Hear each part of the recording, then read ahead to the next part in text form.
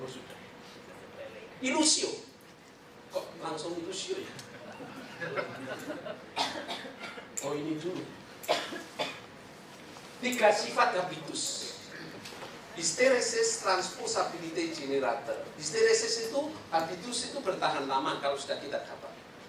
Ya, kalau sudah kita dapat akan bertahan lama. Kalau orang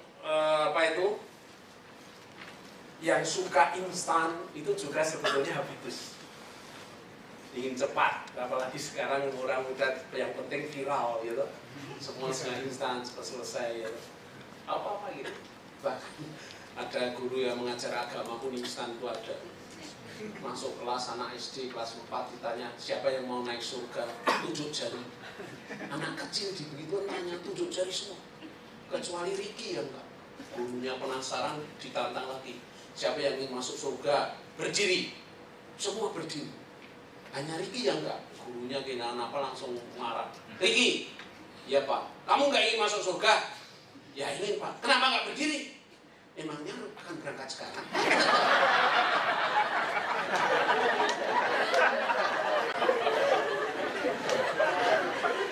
Kadang-kadang orang kalau terlalu instan, realisme itu perlu disodorkan ya.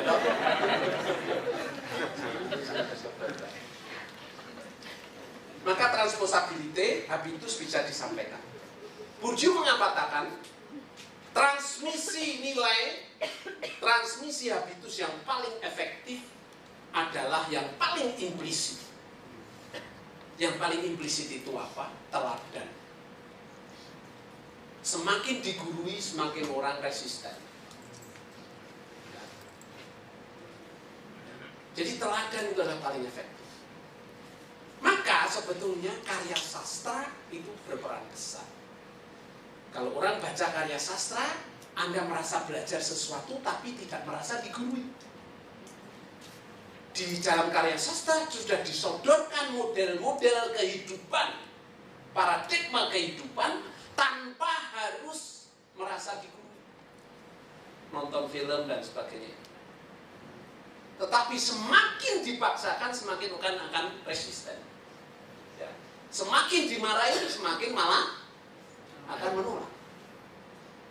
Tetapi dengan teladan, orang tidak digurui dan dia merasa itu adalah model kehidupan. Ya, ini yang dikatakan oleh Bourdieu. Resisten itu ada yang lemah, tapi ada yang sampai, ada yang kasar juga ya. Itu kan ada dosen biologi terkenal killer.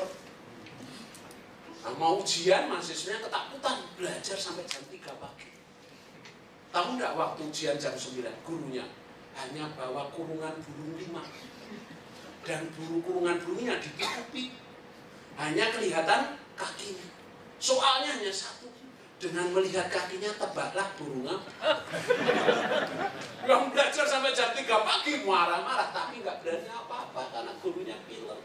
Akhirnya ada satu yang berani berdiri menyobek kertas soal. Soal tak bermutu. Langsung jalan keluar. Dosennya marah. Siapa kamu? Dia tetap jalan. Siapa kamu? Tetap jalan. Di pintu dibentak. Berhenti. Langsung berhenti. Siapa kamu? Langsung angkat celana panjang. Lihat kaki saya. Tebak.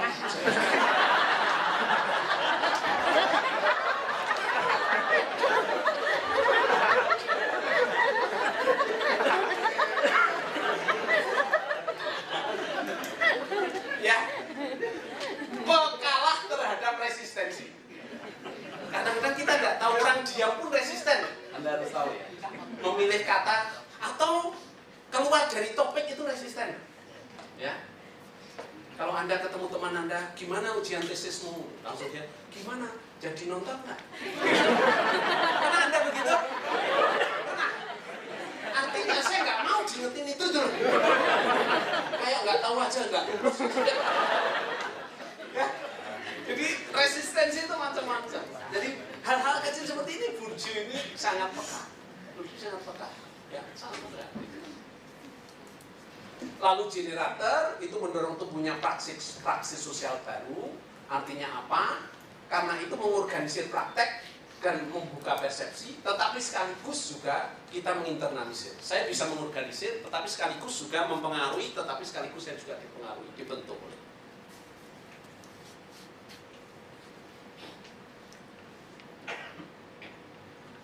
Ilusio, ini salah satu juga bentuk habitus. Ilusio itu apa? Itu dari kata ludus, bermain sebetulnya. Ya, ilusio itu begini loh, ini sumber salah paham. Saya beri contoh sederhana. SMA ada mata pelajaran bahasa Inggris.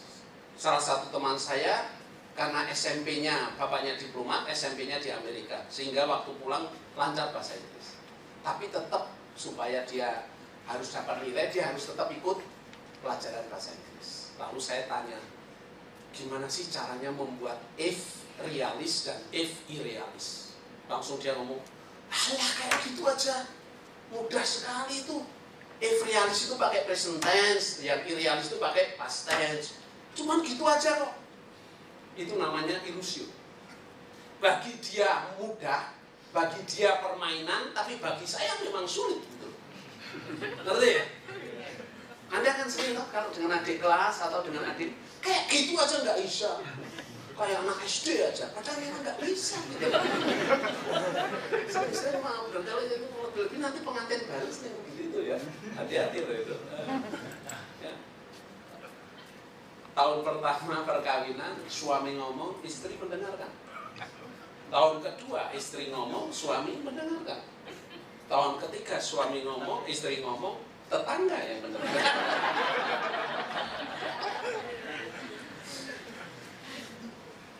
Jelas ya, ilusio ya. Ini menjadi sumber salah paham di banyak hal. Ketika kita mengandaikan yang lain tahu, dosen dan penceramah seperti ini sering-sering seperti itu. Ilusio, saya pikir wah matanya berbinar-binar berarti nangkap. Kalau saya biasanya siap tes. Coba kalau kamu tahu maksudnya, cari contoh. Tapi karena waktunya singkat, saya nggak minta Anda. Dan kasihan tuh ada yang dites nanti. Biasanya kalau kita menangkap bisa memberi contoh. Contoh itu modeling. Modeling itu representasi. Modeling itu suatu idealisasi. Modeling itu adalah jembatan kepada pemahaman. Ya. Jelas ya? Ini ilusio, Anda tahu. Lalu ada satu lagi. Kok nggak bisa dekat sini ya? Habitus secara individu, ini saya lewati saja. Ini hanya kalau Anda melihat, habitus itu ada yang primer, ada yang sekunder. Yang primer itu yang didapat dalam keluarga, yang paling dekat waktu kita dididik. Yang sekunder itu ketika kita masuk profesi. Ya, tahun lalu sudah ada polisi yang S3 yang bimbingan dengan saya membuat ini penelitian di salah satu Polres. Dan dia melihat mengapa yang habitus primernya bagus, begitu masuk profesi bisa ketularan yang lain. Ya, jadi itu tidak mudah. Berarti habitus yang primer itu, yang tadinya dianggap bahwa itu adalah sumber kebaikan, bisa juga berubah. Ketika terus-menerus Anda ada di situ. Ya, nanti Anda akan melihat. Ini saya kira saya lewati saja. Ini tadi sudah saya jelaskan ya. Habitus itu rajin, ulet, kerja keras, cekatan, itu semua itu adalah habitus. Itu semua habitus saya lewati saja. Ini juga arah orientasi sudah. Nah sekarang langsung macam-macam kapital. Ya, kapital itu ada kapital ekonomi, kapital budaya, kapital sosial, dan kapital simbol. Inilah yang akan menjadi permainan kita. Kapital ekonomi adalah semua sumber daya, produksi, dan sarana finansial. Dan ini adalah kapital yang paling mudah dikonversikan ke kapital-kapital lain. Kalau Anda punya uang, pengen kapital sosial, yaitu punya banyak teman, jaringan, ya, traktir aja seminggu sekali, teman-teman. Mereka akan selalu merindukan Diko. Bahkan sekarang aja kalau orang jatuh cinta itu, kalau dulu itu ada pandangan pertama, sekarang enggak. Kamu pandangan pertama, enggak. Jatuh cinta pandangan kedua, kok bisa? pandangan pertama belum tahu kalau kaya.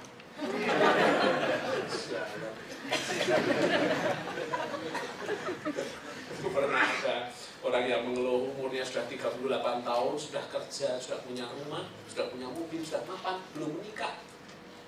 Lalu ditanya kenapa, akhirnya dia curhat, saya itu pacaran 4 kali, gagal terus. Kok gagal kenapa? Setiap kali saya kenalkan ke rumah, ibu saya itu selalu nggak setuju. Lalu temennya dengan berapi, udah kalau gitu aja, tapi udah gimana? Cari cewek yang mirip ibumu.